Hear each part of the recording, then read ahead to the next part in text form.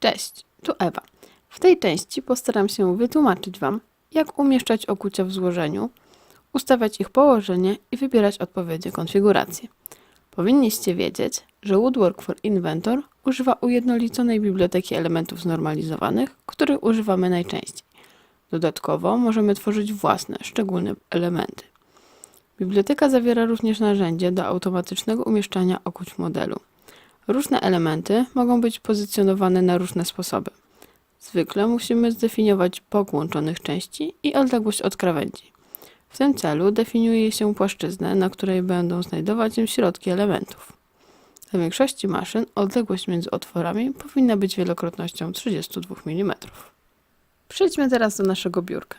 Najpierw stwórzmy płaszczyzny na wszystkich panelach odsunięte od krawędzi płyty o 64 mm oraz przechodzące przez środek blatu.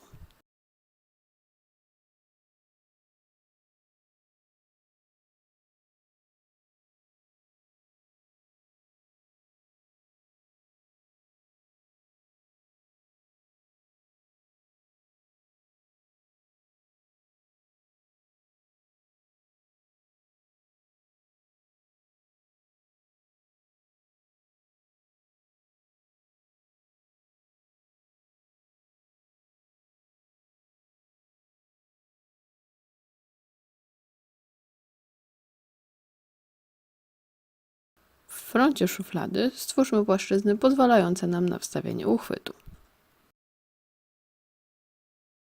Poszukajmy, jakie elementy chcielibyśmy umieścić. Zacznijmy od minifixów z domyślną konfiguracją. Nested Board Plane to płaszczyzna, którą będziemy nakładać. Pillar Board to płaszczyzna elementu, na który będziemy nakładać. Musimy jeszcze wskazać oś, w której chcemy umieścić okucie.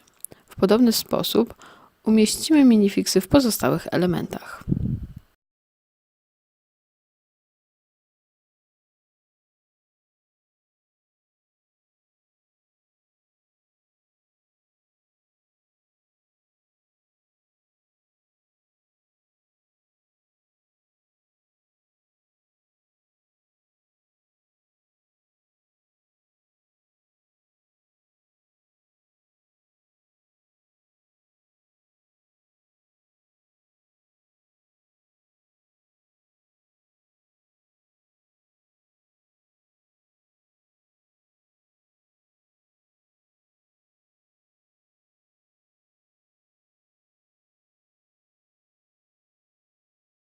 Po nadaniu wszystkich minifixów umieśćmy uchwyt szuflady.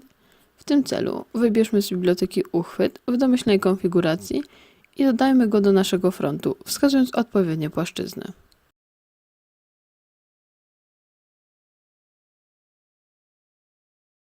Użyty uchwyt jest zbyt krótki. Zwiększmy więc rozmiar, znajdując go w przeglądarce i zmieniając wystąpienie. Musimy jeszcze sprawdzić, czy wszystkie elementy zostały dobrze wstawione. Do tego wykorzystamy funkcjonalność Widoczność elementów. Zauważmy, że nie wszystkie minifixy zostały poprawnie wstawione. Zmieńmy zatem ich konfigurację z prawej na lewą i przy pomocy iMatch dopasujmy pozostałe niepoprawnie wstawione wystąpienia. Otworowanie wstawionymi okuciami zostanie wykonane dopiero po wstawieniu iBoxów, wtedy, gdy już cały model będzie gotowy. Do tego kroku zapraszam na następną część. Tymczasem to już wszystko na dziś. W razie jakichkolwiek pytań zapraszam na naszą stronę bądź kontakt z naszym biurem.